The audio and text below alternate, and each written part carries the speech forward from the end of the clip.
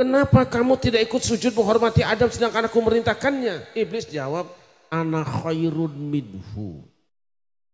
Sebab aku lebih baik daripada Adam.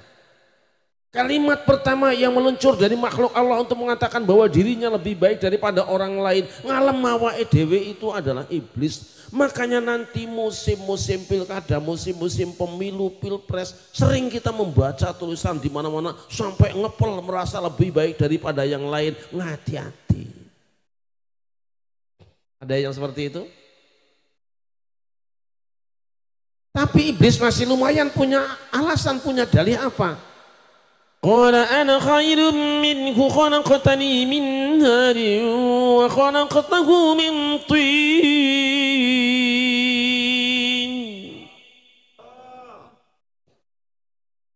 Kenapa kau katakan bahwa kamu lebih baik daripada Adam? Iblis menjawab, ana khairum minhu khalaqtani min nar. Engkau telah menciptakan aku daripada api, sedangkan Adam kau buat daripada tanah. Aku turunan api, sedangkan Adam turunan anak tanah. Aku bin api, Adam bin tanah. Nasabku, silsilahku lebih mulia daripada Adam.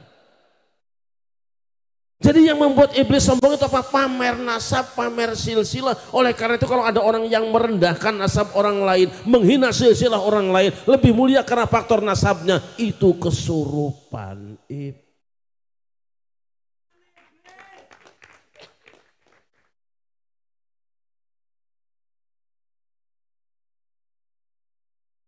Akhirnya Allah membuat putusan.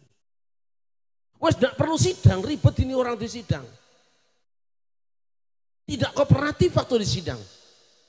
Fakhruj minha fa innaka rajim. Keluarlah kamu dari dalam surga, sesungguhnya orang yang terkutuk kamu.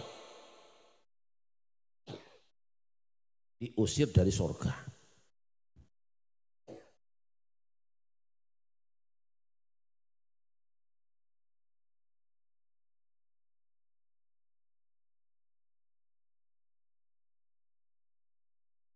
Seakan Allah mengatakan,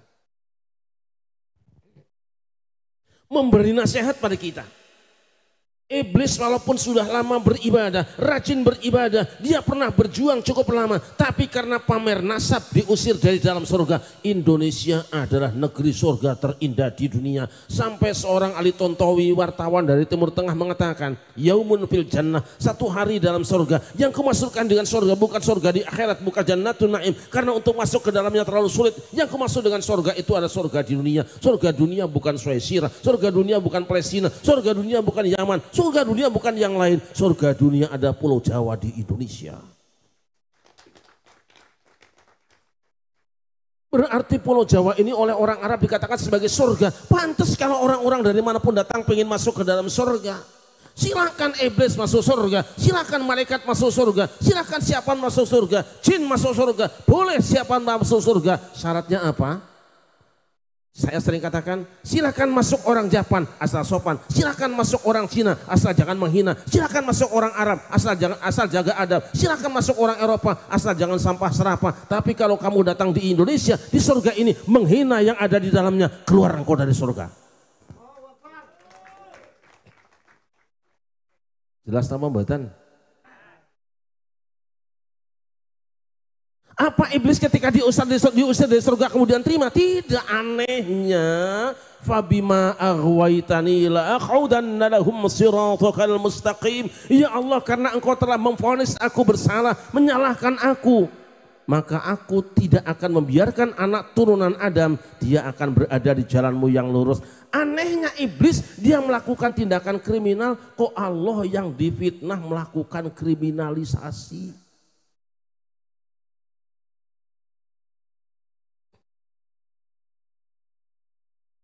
Jangan begitulah, saya juga setuju kok. Dia melakukan kriminalisasi, menghina seseorang, menjatuhkan pemimpin bangsa, menghina tokoh Indonesia. Begitu dihukum kok malah ngerahkan orang mengatakan dikriminalisasi. Jane kowe iki piye toh? Kalau ada orang seperti itu berarti dia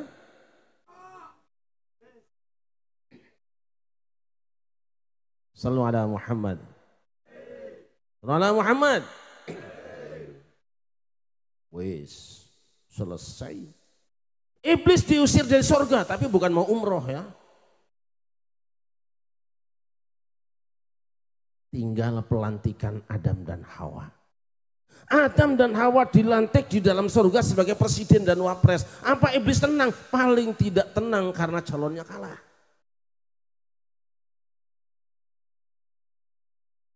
Adam dilantik dengan dua pesan. Yang pertama, wa qulna ya Adam uskun anta wa zawjukal jannata wa kula minha ragadan haitsu syi'tuma wa la taqraba hadhihi syajarata fatakuna minadh dhalimin. Saya itu biasanya serak kalau belum minum air jeruk biasanya itu. Lu ini ngasih tahu.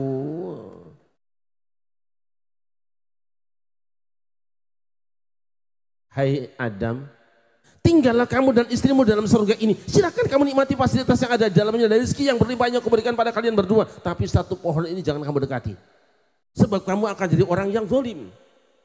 Walaupun pohon itu ada di kebunmu, ada di halamanmu, dia akan cair dengan tanda tanganmu dan stempelmu. Jangan ambil itu pohon walaupun berada di sekitarmu. Jangan diambil apalagi di pagar lautannya. Jangan, Dam. Yang kedua, inna hadza aduwwaka wa li zawjika fala yukhrijannakuma minal jannati fatashqa. Sesungguhnya setan ini dan ini musuhmu dan musuh istrimu, musuh gerotanmu, sampai kapanpun dia akan jadi musuhmu. Maka jangan kamu dengarkan ucapannya. Kalau nanti dia datang padamu, jangan kamu terima, jangan diskusi dengan dia, jangan bicara dengan dia, apalagi dukung koalisi bersama dengan dia. Ayem Adam dengan istrinya. Iyalah setan silaturahmi. Memangnya setan mau silaturahmi? Setan paling rajin silaturahmi terutama musim pilkada.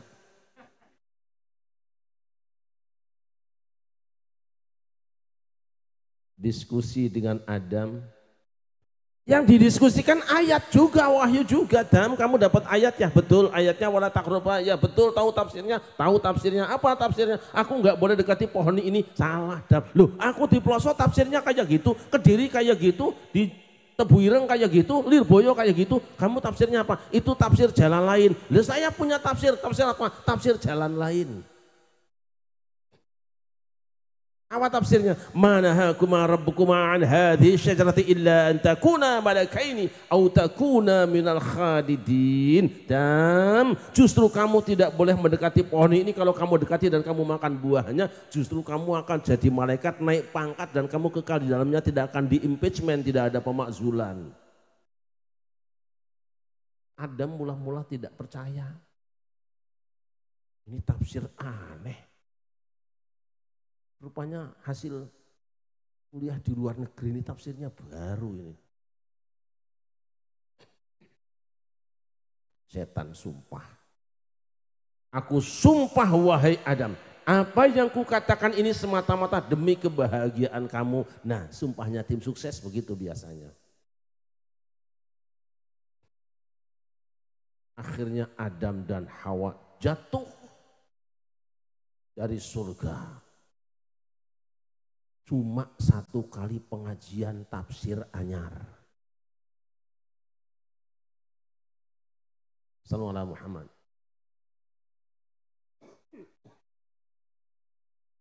Adam tidak ingat bahwa lawan politik yang diinginkan pasti kejatuhannya. Andai kata Adam bertanya pada malaikat Jibril, selesai. Kalau saja Adam mengamalkan ilmunya yang sanadnya mutasil, tentu selesai. Lah ini gurunya gak jelas sanadnya. Hamba Allah yang dimuliakan. Apakah ketika Adam dan Hawa selesai jatuh ke bumi, urusannya selesai dengan setan? Belum. Adam jatuh dalam krisis ekonomi yang berkepanjangan.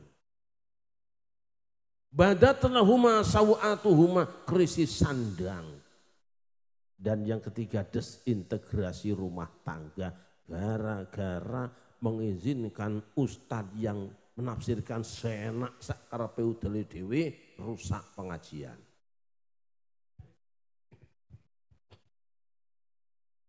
Hambalah dimuliakan. Untung Adam dapat WA. Wahyu Allah. Wedang anget orang. Fatalaqqa Adamu min rabbih kalimatin fataba alaihi innahu huwat tawwabur rahim. Lalu Adam menerima beberapa kalimat dari Tuhannya, ia pun bertobat dan diterima tobatnya. Sungguh Allah Maha Penerima tobat lagi Maha Penyayang. Apa yang terima kanjeng Nabi Adam? Bisanadil mutasil, dengan sanad yang mutasil. Langsung Allah ijazahkan kepada kanjeng Nabi Adam. Apa yang dijazahkannya? Istighfar. Rabbana ya Rabbana zalamna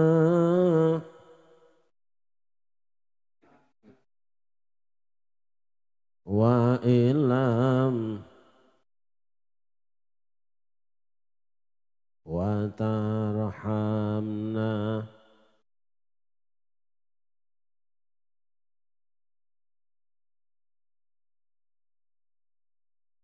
Pendapat kedua mengatakan waktu itu kanjeng Nabi Adam bertawassul dengan baginda Nabi besar Muhammad. Ia berdoa Allahumma bihaqqi Muhammadin lima ghafartali. Tawassul. Setan pun ditegur oleh Allah, diinterpelasi oleh Allah, disidang oleh Allah. Tidak mau istighfar, tidak mau tawassul. Kenapa? Setan memang anti istighfar, Setan memang anti istighfar, Makanya kalau ada pengajian mengharam-haramkan tawassul, menuduh musyrik orang yang bertawassul, berarti yang pengajian kesurupan. Jelas apa jelas? Jelas apa jelas? Gitu aja kok. Daripada repot mendingan kopi sama jeruk. Orang Jawa tuh biasa esok-esok minum kopi, awan minum jeruk, awal-awalnya pipi, akhirnya jeruk. Yang selama ini dihino-hino jangan dihina. Kerjamu KPAI apa? Gaji 26 juta tiap bulan, kok anak-anak gak diurusi. Jangan nyinyir kamu DPR, kowe ra ono penggaweane. Dimasukkan, diajari oleh Gusti Allah, sudah pinter dikonteskan debat capres. Malaikat, ayo nak, kamu Adam yang baru keluar dari barak itu sebutkan nama-nama ini. Bisa semua, malaikat ditanya gak bisa. Maka yang layak jadi khalifah itu adalah Adam. Walaupun umurnya lebih muda, walaupun bahannya tanah, lebih layak jadi pemimpin, lebih layak dihormati daripada malaikat yang dibuat daripada cahaya dan lebih senior. Dari sini kita ambil pelajaran bahwa orang yang berilmu lebih baik daripada orang yang bernasab mulia. Maka kalau ada orang mengatakan 70 kiai yang pinter dibandingkan dengan kaki seseorang yang nasabnya hebat, lebih hebat ya kakinya yang orang gila tadi, walaupun dia tidak pinter. Ajaran dari mana, Mas?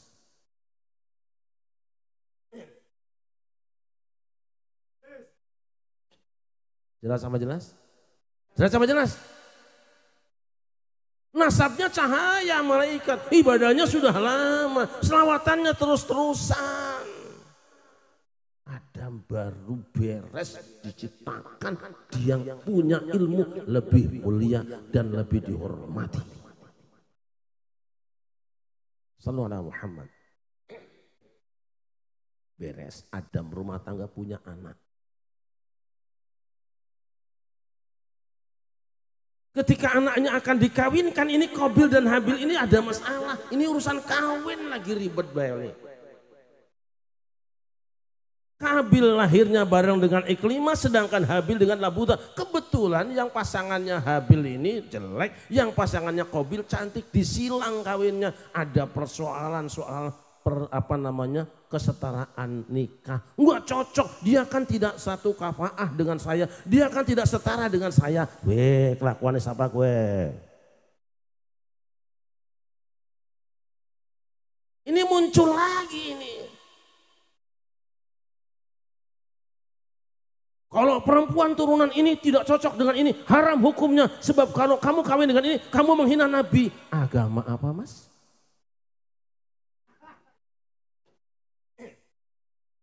Aku nggak ngomong loh ya.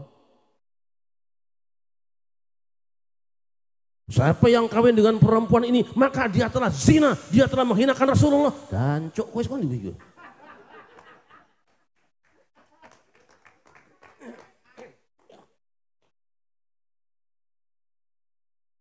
Aku nggak ngomongin siapa-siapa lo ya.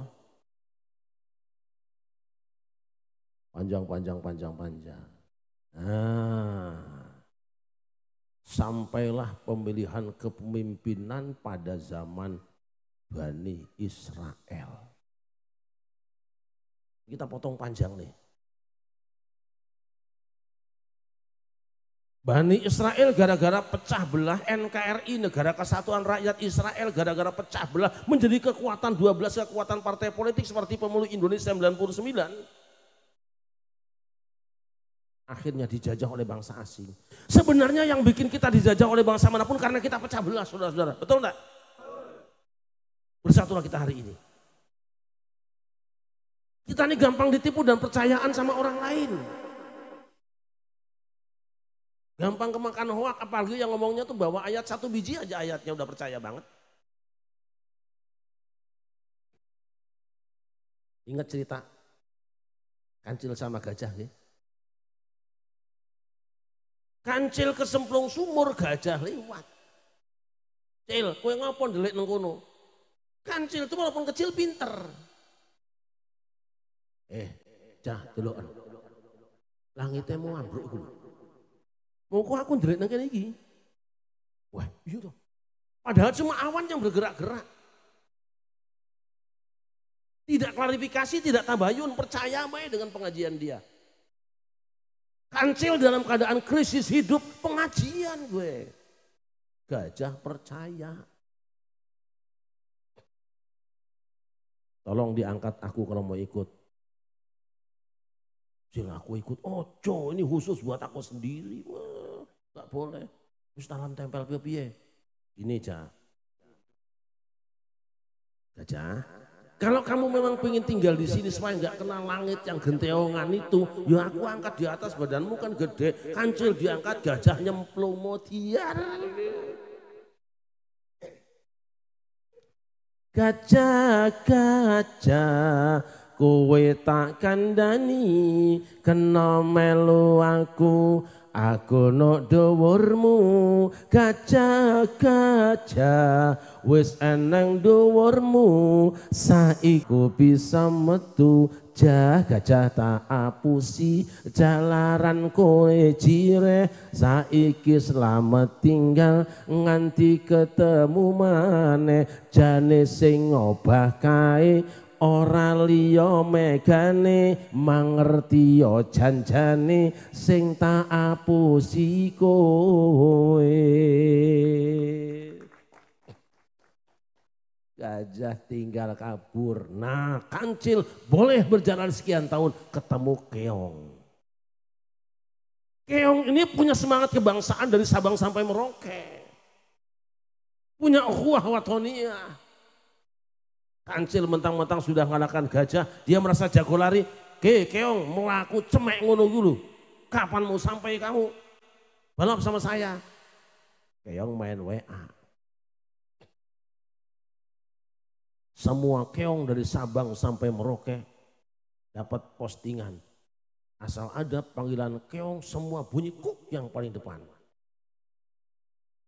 Mulai kancil lari keong, kuk, terus ngarep. Lari kenceng keong, kuk, ngarep. Akhirnya apa?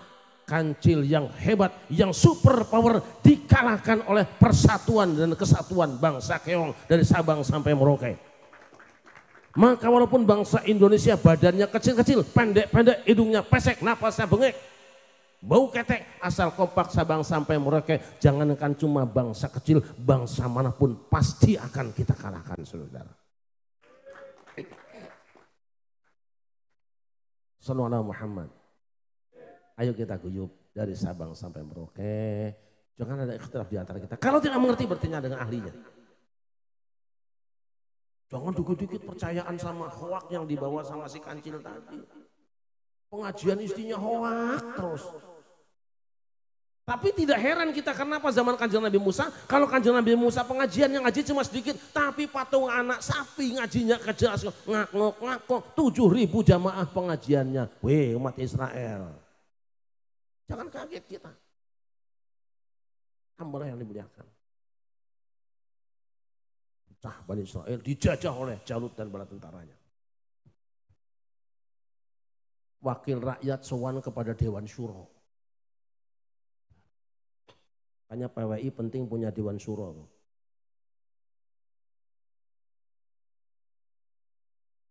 Nabi Samuel. Dewan Syuro itu yang setiap saat berkomunikasi dengan Allah. Tuan Nabi ini NKRI, Negara Kesatuan Rakyat Israel, dijajah, dikuasai oleh Jalut dan pasukannya. Terus bundi kami ingin punya pemimpin yang baru. Turun SK. Innallaha qad ba'atsa lakum Taluta malika. Hai Bani Israel, Allah telah memutuskan untuk mengangkat Talut menjadi panglima perang kamu, jadi presiden kamu, jadi raja kamu. Protes lagi, emang kerjaan Yahudi protes melulu, demo melulu.